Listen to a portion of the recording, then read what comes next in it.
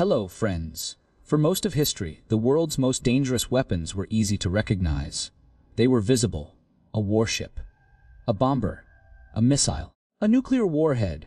You could point to them, count them, photograph them, parade them through a capital city. Their danger was physical, obvious, immediate. But now the world is entering a different kind of arms race. A race around something so small it can sit in the palm of your hand, but so powerful it can reshape militaries, economies, intelligence systems, surveillance states, propaganda machines, robotics, cyber warfare, and even who gets to dominate the next era of global power. That thing is the AI chip. And that is why AI chips are becoming the world's most dangerous weapon, not because they explode, but because they decide who can build the systems that will matter most in the future. This is the part many people still misunderstand. They hear AI chip and think of a tech product, something inside a data center, something for chatbots, image generation, self-driving cars, or cloud computing. But states do not look at AI chips like consumers do.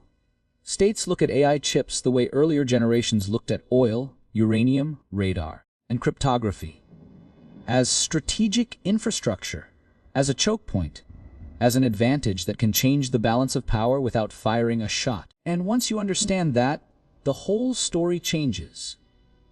Because the real fight is not only about better apps. It is about who gets the computing power to train military AI, run intelligence analysis at scale, accelerate cyber operations, build autonomous systems, guide drones, compress battlefield decision-making, dominate surveillance, and outproduce rivals in the industries of the future. Reuters has reported repeatedly that AI chip demand is now so intense that companies are projecting staggering sales and infrastructure expansion, with NVIDIA forecasting a more than 1,000 trillion AI chip revenue opportunity by 2027 and Broadcom separately pointing to more than 100 billion in AI chip sales. Now pause and think about that. $1 trillion opportunity is not just a business story. It is a geopolitical story. Because whenever a technology becomes this economically important, strategically useful, and supply constrained at the same time, it stops being technology. It becomes a weapon of leverage.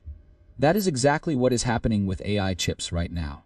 The world is waking up to a harsh reality. Whoever controls advanced AI chips does not just control hardware. They influence who gets to compute, who gets to innovate, who gets to automate, who gets to surveil, and who gets left behind. And that is why this race is becoming dangerous, not only because chips are powerful, but because the entire system behind them is fragile. Let's talk about that system. An advanced AI chip is not made by one country, one company, or one simple factory. It exists because of an incredibly complex global chain chip architecture, design software, fabrication plants, packaging, high bandwidth memory, advanced wafers, networking components, electricity, cooling, and logistics. Reuters reports that wafer shortages may last until 2030, while memory and fabrication executives are openly describing the current phase as an AI-driven supercycle with multi-year supply stress. That means this is not a world where everyone can simply make more chips whenever they want. This is a world of bottlenecks. And bottlenecks create power. That power can be used commercially, but it can also be used strategically. That is why export controls have become one of the most important tools in the AI chip war. Reuters reports that since 2022, the United States has imposed restrictions on high-end chip exports to China, and in 2025 expanded pressure further by curbing chip design software, chemicals, and other key shipments tied to semiconductor choke points. And here is where the story becomes much darker. Because once a state decides that AI chips are strategically dangerous, it no longer sees them as ordinary trade goods. It starts seeing them as dual-use assets, useful for civilian growth, yes, but also useful for military acceleration, for intelligence dominance, for authoritarian control, for autonomous targeting systems, for cyber offense, for real-time war planning. And once chips are seen that way, controlling their flow becomes an act of national security, not just industrial policy. That is why the AI chip race now looks less like the smartphone race and more like a modern version of the nuclear fuel race, except broader, faster, and woven into the entire world economy. Now, the US-China competition sits at the center of this story, but it is not the whole story. Because this isn't only about two superpowers trying to outbuild each other. It is also about smuggling, rerouting, gray markets, allied countries, and the possibility that every export control creates a new incentive to cheat. Reuters reported just today that U.S. prosecutors charged 3 individuals tied to Supermicro with allegedly helping smuggle at least $2.5 billion worth of AI technology to China through rerouting and deception schemes involving Taiwan and Southeast Asia. Think about what that means. When people are allegedly willing to build billion-dollar smuggling operations around AI servers and chips, that tells you everything about how strategic these systems have become. Nobody creates a covert network of that scale for an ordinary product.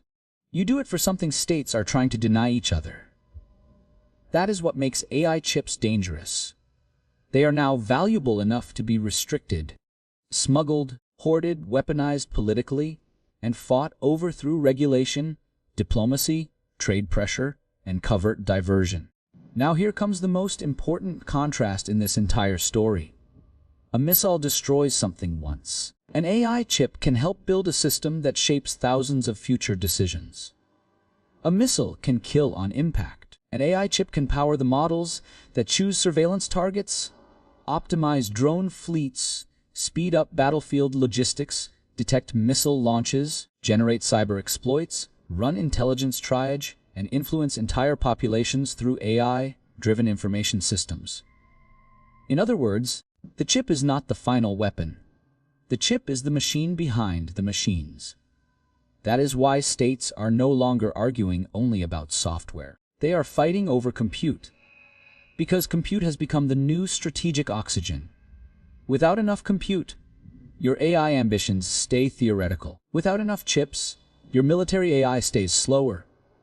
Without enough accelerators, your intelligence systems stay weaker. Without enough data center capacity, your state falls behind in the next era of automation. And this is why even private sector deals suddenly look geopolitical. Reuters reports NVIDIA plans to sell 1 million chips to Amazon by the end of 2027, while Samsung and SK executives are openly planning around years of constrained supply and enormous AI-related demand. That is not just commerce. That is concentration of capability. And concentration of capability always changes power. Now, there is one more reason AI chips are becoming dangerous: uncertainty.